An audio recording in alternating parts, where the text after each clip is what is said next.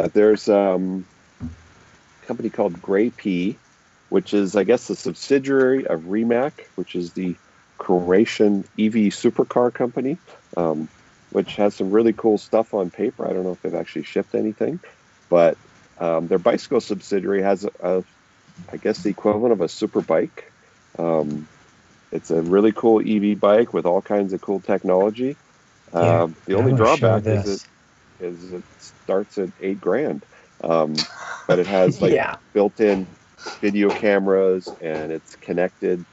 The coolest feature, I think, aside from being electric drive, is if it gets stolen, it tells you where it is, so you can send the cops to go get your bike. Because if you spend $8,000 on a bike, you want to make sure it doesn't leave your hands, at least for very long. Anyway, it's a really neat bike. I doubt any of us listening or participating here will ever own one unless we win the lottery. The top one is $17,000 for a bike. Oh, Jeez Louise. But for the people with lots of money, go buy one. Make a statement.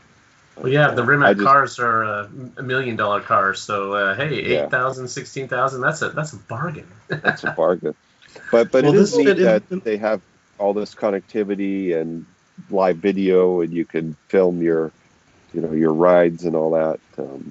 I don't know, neat stuff. Kind of out of the league for the average person, but as we know, cool technology always trickles down over time, and maybe we'll see some of that stuff in affordable bikes as time goes on. So will this fit in the car, so that when you've got the car at the charging station, you can... But you can charge your phone from the bicycle. It has a USB port to charge your phone. Oh. Cool. Yeah, I have a e-bike. It's a Trek with a Bionics system. It was a whole lot cheaper than that. I bought it used, but it's great. Whenever we go for a ride as a family, I'm the one that has to carry all the gear because I'm the one with the electric assist. My wife and daughter, but it's easy because you can set what level of assist you want, and so the rest of the family didn't want a e-bike. They'll just ride regular bike, and so that's fine. It's a lot of fun. So you've got like the picnic table, the cooler, the beer, everything on the back. Yes. You got saddlebags?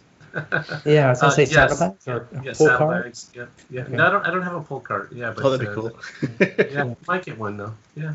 So they didn't want an e-bike, and then Patrick shows up rested, like, "Hey, that was a fun ride."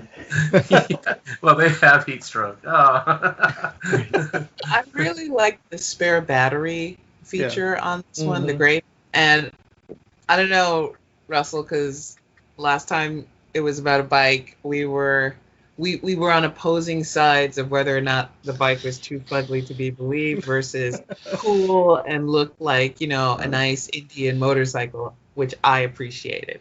But granted, it does look a lot more to me like those high-end bikes for racing. Yeah. And I mean bicycle racing, not motorcycle racing. But if I had 17,000, okay, with taxes, probably about 18.5, to just throw away, even though I can't ride a bike for shit, I would probably buy that just on the grounds that that looks like a fun vehicle to ride. And I really like the features of the spare battery, the auto lock feature, the internal GPS, so you don't have to put up your Google Maps on your phone and stick it to the dashboard. Where am I going now? That's actually really nice. I don't know about the whole camera to capture your ride. Whatever. But your maps are always I wonder if it will capture your wipeout and upload it to YouTube automatically. It'll be like a collection of... No, it should be on TikTok, and it picks like the right music and then slows it down right as you beef it. And then repeat. It actually does, Paul, have a feature built into it that automatically records on a 20-second loop what's been going on. So if you forget to hit record during something really cool, you can go back and grab that video. Yeah. Or if a car hits you, you've got video evidence of it. Yeah, you got the license plate that smashed you. You have to hope that you're not unconscious for more than 20 seconds. Otherwise, you're just recording the ground. If your phone has IGs, if you're not paying the monthly subscription, Then it uploads to YouTube to your greatest fails. Exactly. So, That's like Casey, a what were you, Croatian blackmail thing, isn't it? That's right. Yeah. Yeah, the Croatian hackers will hold you hostage till you pay them. I mean, Rimac's an interesting company. Those their R1 and their C2 are amazing vehicles, and as I think Patrick said, they start at $1.2 million. The C2, the electric supercars, $2 million. Okay. Have they actually sold any yet? Yeah. Or delivered any? Yeah, because Richard Hammond crashed one. I was just gonna say, known here, the other famous thing for Rimac was that Rich Hammond crashed one and got seriously hurt. Was it at Nürburgring? Wasn't it? I think so. Or somewhere up in Europe, yeah. Sometime last year, I remember doing the report, or somebody did on the show. But whatever, you're probably not. To do a supercar, you've got to have some pretty cool, innovative engineers, and if those same engineers did the bike as a side project, it's probably really cool too. That's why. It's hard on his wife. All that crashing he does. Yeah. I think we have too many rich people if they can afford a $2 million car. Yeah. Well, what I want to do buy the car, do they give you a bike for free? Like you buy a $2 million car. Yeah, you should. You can probably haggle that with the sales. I just want to see somebody put a bike rack on a $2 million supercar. So I got two segues here. The first segue is I want to segue into talking about RadPowerBike. So if you don't have $17,000, RadPowerBikes just released the Rad Mission for $999 plus tax. So it's $1,000. But so as you can see, this is a little more common, average-looking bike. It's the kind of bike that people aren't going to look at you twice to say, "Oh my God, that's a really cool bike. I should steal that." You can just be on your way. Bike thieves will take anything. Yeah, they'll probably take it. But so here's an article in the Next Web, and they're talking about this bike, and what I'm going to do is stop sharing. And what they've said is one criticism is that it's kind of it's actually heavy, so it's about 48 pounds, which is kind of heavy. But then they're comparing it to other e-bikes that can weigh between 65 and 75 pounds. But that's what they said. That's insane. Yeah. And so what they're saying is the low end, RadPowerBike's low end Rad Mission, even though it's $99, they have said that if you're in the market for an e-bike, you might seriously want to consider this because it's one of the lesser expensive on the market, but can provide a decent amount of assist and decent range. The battery is swappable if you want. So just, kind of a point counterpoint. I mean, we have a really cool, awesome bike from GreyP. And then we have a little more affordable mainstream bike here from RadPowerBikes. That if you put it on your bike rack, it might bend the forks. Still kind of heavy, but with the assist, you think it might not be so bad. You might not notice. I mean, as with most things, if you want something lighter or smaller, you're going to pay more for it, and it's been that way with mechanical bikes forever. A standard chromoly bike weighs 35 pounds, just the frame. So that's not kind of a crazy weight, especially for a bike with a power assist. So the design of one of the first bikes in 1817 didn't have pedals. It weighed 48 pounds. Look at that. Wow. Going up from there. Was it pulled by horses? No, it was made of wood and you pushed it yourself. Oh, ooh. So it was a scooter. It was literally a scooter. Like a body scooter, yeah. Nice. That will destroy the dignity of anyone even standing next to it. Okay? I don't know if in 1888 you were the coolest guy on the block if you had that. Right. That's true. That was cutting edge tech. You were the Elon Musk of your time. That was the GreyP of 1888. Now, Is it GreyP or Grey? GreyP? Adjusted, it was probably the same $8,000. Yeah. Yeah. Probably was the $8,000 of its time as well. I would love to ride some of these rads. I have a few friends, acquaintances, as it were, that have had them, and I've heard really good things for inexpensive electric bikes.